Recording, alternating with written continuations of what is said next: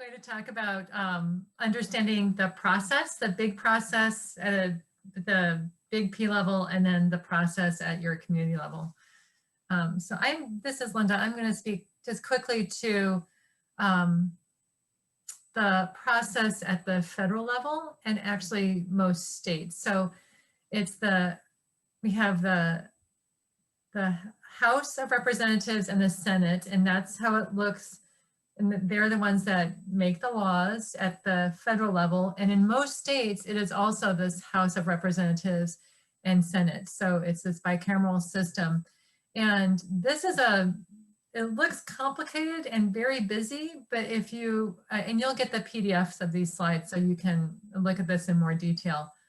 But this is really the process that laws are made at the federal level and most state levels. So and I'm going to use an example that we have in Minnesota of our paid family leave bill, which has been trying to get through since 2013. So it's been a while, but it's been trying to make its way through the system. But every year it gets closer and closer to actually becoming a reality. So you'll see the green on the left, the bright green, that is where the bill is introduced. And that's where you have your community partnerships. You have a relationship with a representative or a senator who can sponsor the bill, but that's where the writing happens. And that's where a lot of the advocacy happens.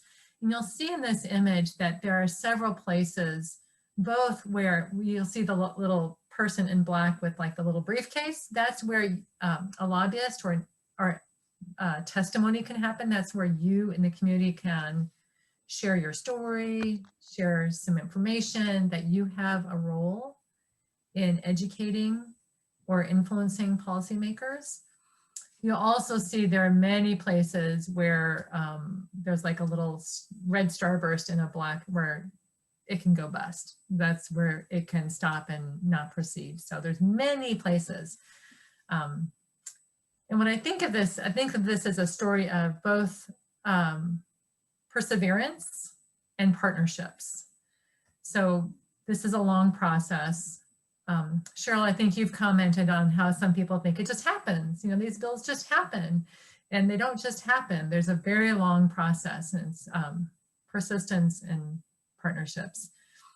So the bright green is really that community part where you have the most influence in crafting the bill and developing it. And then it gets introduced. It starts in the committee.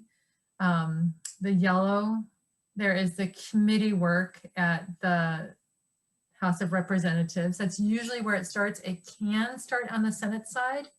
So go through the committees and through the Senate. I know there are at least one or more states where it has to start on the House of Representatives side. It doesn't start on the Senate side. In Minnesota, we have legislation is passed every other year. So knowing what your state's little peculiarities are is important, but this in general is how it works. So it goes through the committees. The committees have hearings. People can testify, share their stories. This is where you might be called up to share your story as a member of the Breastfeeding Coalition. And then it goes to the general House of Representatives. And each level it can pass, and then to the Senate in committee.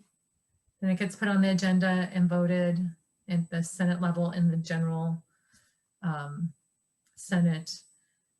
But the one that was passed in the House of Representatives and the one that was passed in the Senate have to align. So there might be some back and forth. And then it gets into the bright blue where it can be voted in and stamped for approval by the governor or the president or vetoed.